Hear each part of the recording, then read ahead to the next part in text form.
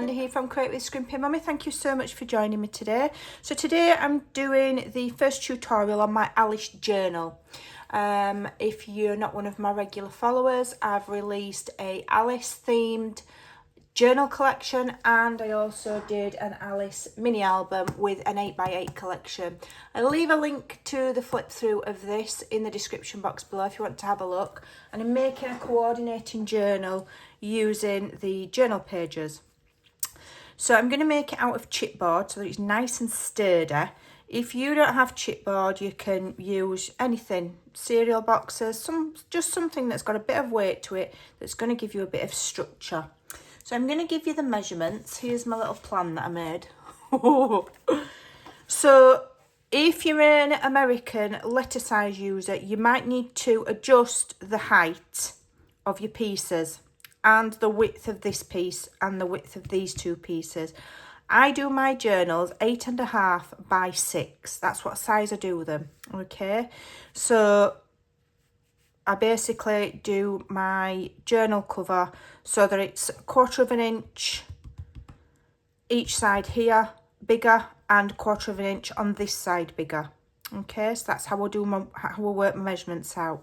My spines here are both the same height as the journal cover and 2 inches, and this piece here is the same height and 2 inches, and this piece here is the same height and 4 inches. So it's going to have a spine either side, and then these two pieces equate to the same as the back piece. So the front cover is going to be like a bit like a gatefold, but you know, split there rather than split down the middle. It's offset. Okay, if you can imagine. So what I'm going to bind it with is acrylic fabric tape. So it's this stuff. It's like double-sided. It's super thin. You can get it on Amazon. You can get it cheaper on AliExpress. There's a few places you can get it, and this one is about 1 3/4 inches wide. Okay, so it's got like a removable backing, and it can be tricky to do, but once you get the hang of it, it peels off, and it does peel off. There we go. And the beauty of this stuff is, look how thin it is. It's wafer thin, okay? But it's super sticky. So if we wrap all of our pieces with this, none of the spines are going to crack, okay? And it's more economical than wrapping the whole thing in cardstock. If you can't get hold of this stuff, you can make strips out of cardstock and join them with strips, or you can wrap the whole thing with, you would have to join 2 pieces of 12 by 12 together, and I would join it on the back so that your seam is there. Don't join it on one of the spine gussets. Okay, so there's several ways you can do it. You don't have to use this tape. I use it because it's quicker. Allegedly. So what we do is, I've cut 6 pieces. So that piece is going to go there. Okay. And then that one will go between. That one will go between there. That one will go between there, but obviously at the back. That one there and that one there. Okay. Then when I've done that, and I'm explaining it because I'm going to fast forward this process. So these are all going to go at the back of here. Okay, around the back. All right, so you remove your tape. Then when we've done that, we will put a strip over the showing joins. Okay, then when we've done that, we get a large piece, top and bottom, and then we treat it just like how you'd wrap with cardstock. Okay, so let me just move these bits. Hold on a minute. I don't want to get in any confusion with my pieces. Dear me, I don't suppose it matters. Okay, so these bits, when you cut these, they can be just ever so slightly shorter. You don't want them longer than the height. They can be ever so slightly shorter, but not longer. Otherwise, it's a waste. Okay. So I'll do the first one, and then I'll show you the you know, the rest, fast forwarded. And then we'll come back when I come to do the long pieces, and I'll show you how to measure how much you need. I've done this before, so if you've seen it before, you can fast forward if you so desire. All right, so I'm removing, and you've got to be super careful with it, and I suggest you use something like a non-stick tool. Okay, so I'm going to use my bone folder. I'm just going to move that over there, and then this piece here can go on about halfway. Let me just move my tool here about halfway and get it as straight as you can, but you know, you have got room for error. Okay, so I'm just centralizing it about halfway. All right, and stick that on. Then get another one, and we're going to do it on this next join. Okay,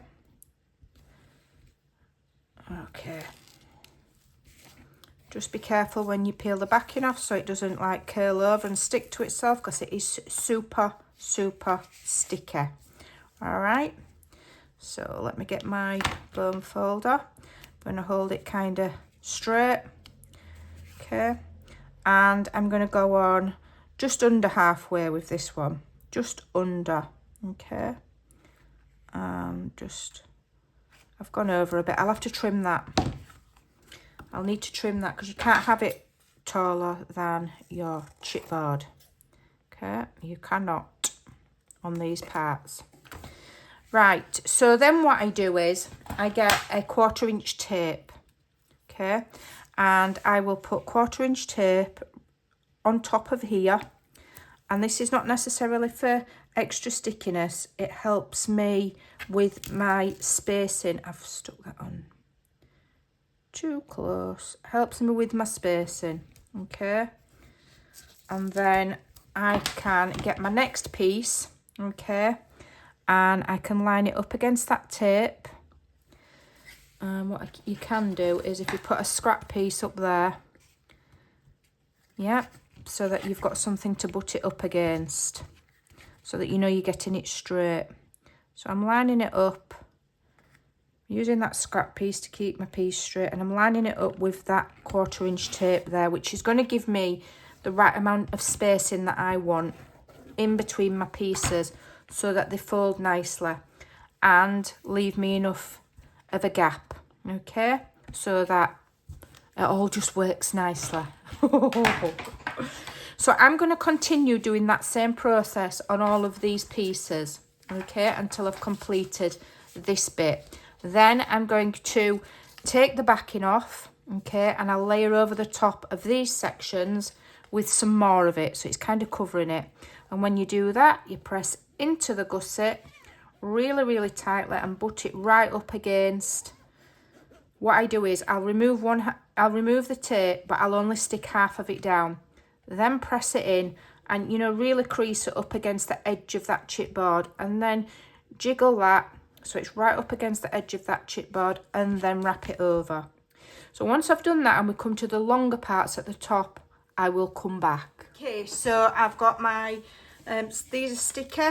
Okay, I've done the back, and then I've done the coverings, and I don't know if you can see, but when you put the covering in,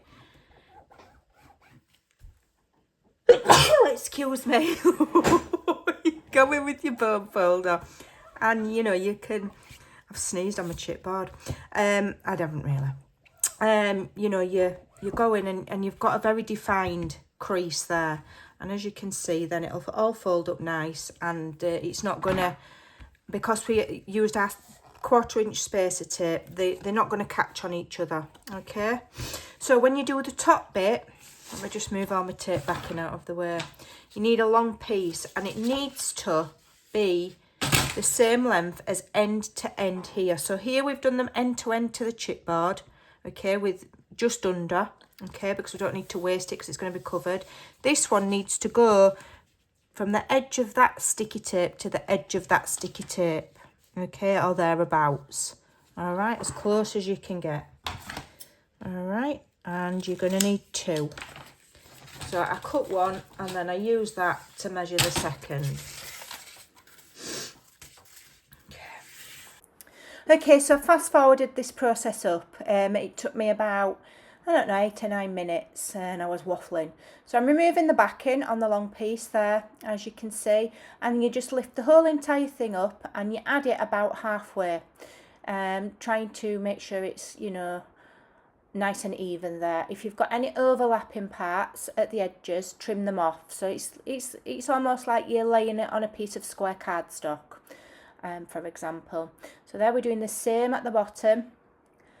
Okay, give it a bit of a press and then trim, like you can see me doing there, trim any excess off. Alright, be careful taking the sticky off of your scissors. If your scissors do get sticky, you can clean them with alcohol. Okay, so trimming those to make sure they're neat. And then we're going to treat it just like it's cardstock, as if we were wrapping, as if it was a big sheet of cardstock. So we're going to miter the corners. Okay, and you miter them by cutting at an angle. You'll see me do it there, leaving about 1/8 of an inch. Okay, you've got to be super careful because this stuff is a lot thinner than cardstock, so it's less forgiving when you come to wrapping those corners. So what I do to make sure that those corners are covered and I haven't made any errors is I will often just colour the corners with a Sharpie.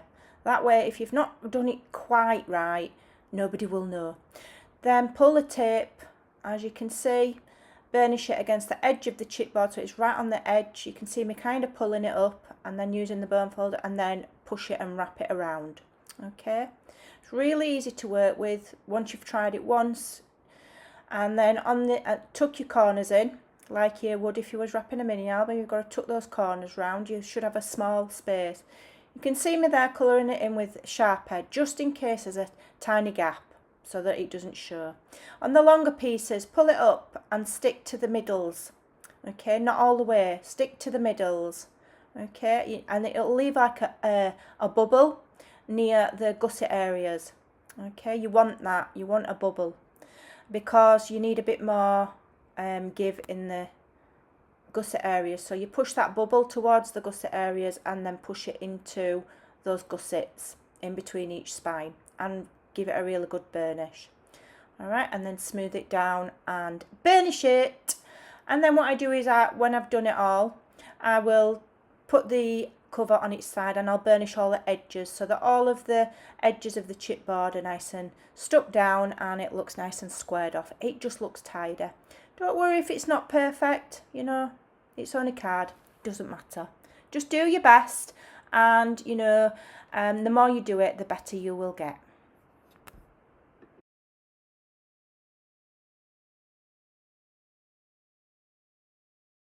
Okay, so I've done all of my matting and layering. I've kept it really simple, okay, because I'm done with matting and layering after doing that mini album. Now you might need to get creative on this front cover, okay.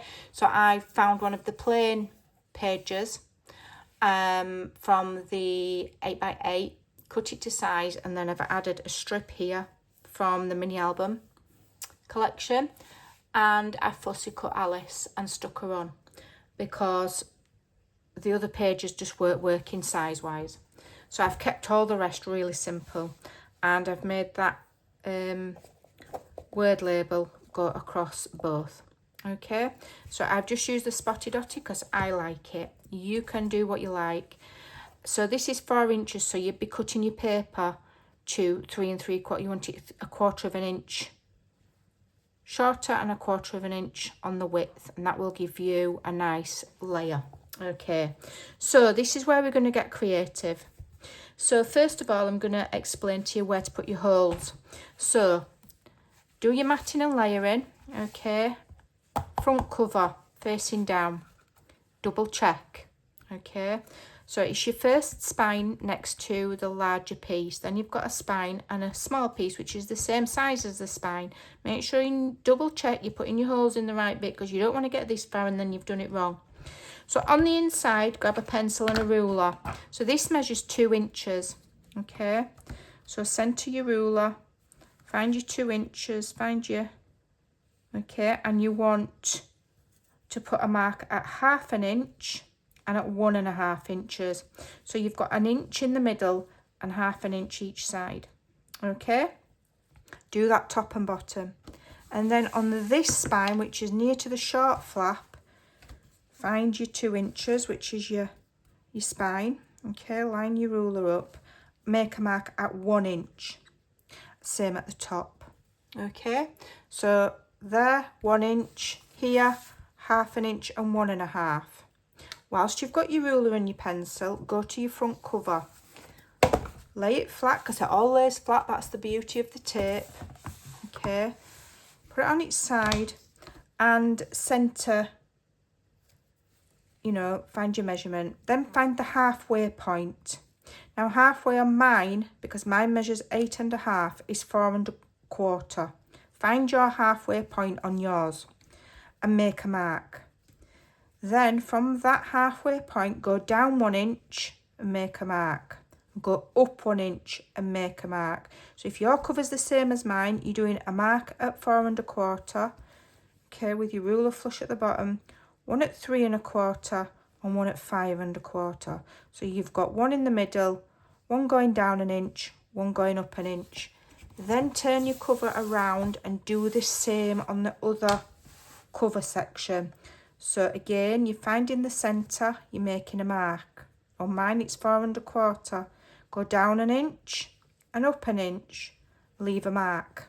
Okay, then you want to, where you've made those marks, you're going to be setting eyelets in all of those.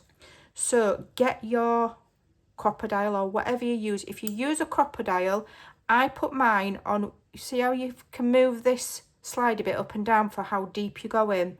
I've got mine on 1, 2, on the 4th largest mark, which I'm assuming is, what does that measure? Is it about 1/2 inch? About 1/2 inch, that. Okay. So then I'm going to go in and I'm going to leave my spacer at that so that all of my holes are evenly spaced from the chipboard in. Are you with me? So that they're all the same and they'll be lined up. So go in, find your pencil mark, make your hole. All right, that's a nice increment there because it's not hanging off the paper and onto the, you know what I mean. It's just a nice size. And we're going to go and do all of those holes. Okay. Oh, these things do my absolute head and injury because you're forever poking the bits out. Okay. All right. So I'll go and punch all my holes and then I'll set the eyelets and I shall be back. Okay, so I've done all mine. So here are my hints and tips. First of all, you're going to need a minimum of 1, 2, 3, 4, 5, 6, 7, 8, 9, 10, 11, 12 eyelets. Okay, you don't have to use eyelets, you can just make holes. If you've got eyelets, you need a minimum of 12. Did I say 12? So make sure you've got 12 that are the same before you start. Last thing you want to do is start setting eyelets and you don't have enough. Okay, we don't normally use this many. All right, so I'm sure you can guess by now what we're going to be doing for the closure. It's going to be a lace up like a shoe, or if you want to be a bit more refined, like a bodice. Okay, so you can use ribbon and crisscross and tie it in a bow. Now if you want, you can carry on with that 1 inch spacing, okay, and lace it all the way up the full length of the journal, okay, and finish when you like, you know, when you run out of 1 inches, so you'd have another 1 inch, so you'd have room for another 1 inch there, 1 inch there, and then up there it wouldn't be 1 inch, so you wouldn't put one right, so you'd got room basically for another 2 holes either side, spacing them at 1 inch if you so desire. I'm not going to do that because I think it'll take forever and 6 weeks to unlace it, so I'm just going to do with these 3. Okay, now when it comes to lace, adding the elastic, okay, I've done this a million times but I'll do it again. So on here, because we've got 2 holes, we can do it so that the elastic is only showing here and not down the spine. But on here, if you don't want it showing down the spine, you'll have to do it where it wraps over the top. Okay, so let me show you. So on here, you'd need to feed it through, let me think. Yeah, feed it through there, up and over the top, okay? And then, let me just cut some. And then you would go in the bottom. Oh, my hand-eye coordination's shocking. Plus, I'm filming this quite late at night, so I'm tired now. And you would tie it in a knot, okay? I always say tie it in a preliminary knot, not a tight knot, because you might want to change it. You know, you might want to tighten it or you might want to loosen it, okay? So I always tie it in a knot and then tie it in a bow. And then when I've got my signature in and I'm happy with how tight or slack it is, then I'll just pull it tight. So do you see how the elastic's just over the top? Because you've done it in chipboard and we've wrapped it with that, it's not going to buckle, okay? Or you can feed it, let me show you,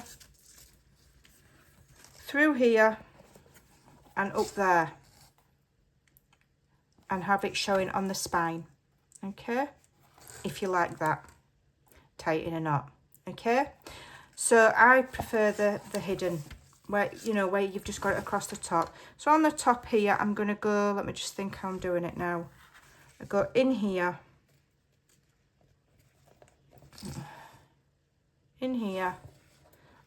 so through the front, inside, up to the top, then go across, feed it through.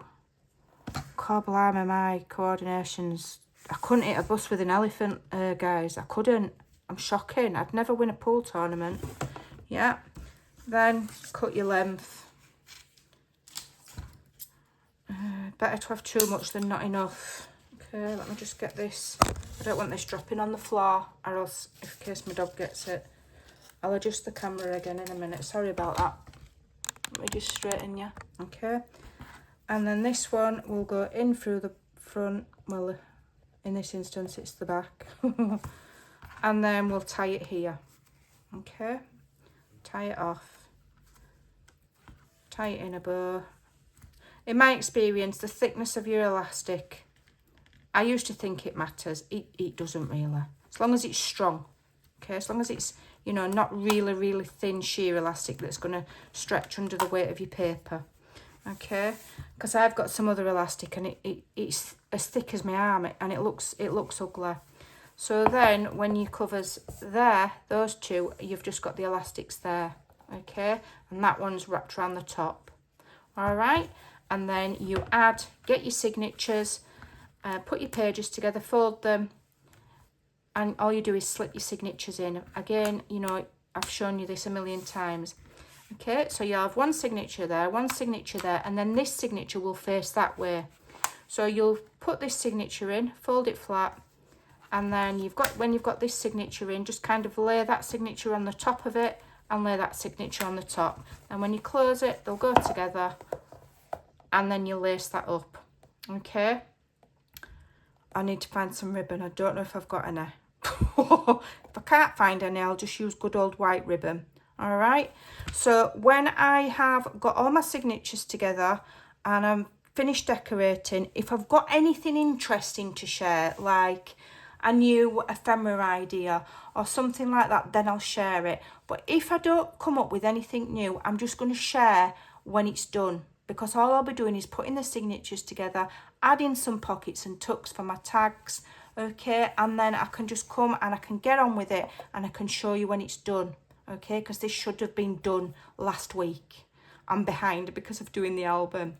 So this will lace up, tie it in a pretty bow. Okay, just like you lace up your trainers, tie it in a bow at the top or a bow at the bottom. Okay, if you don't like this closure, you can make your own up. That's fine. All right, so that's how we're doing it. Stay tuned for more madness in Amandaland, and I'll see you in the next video. Bye for now.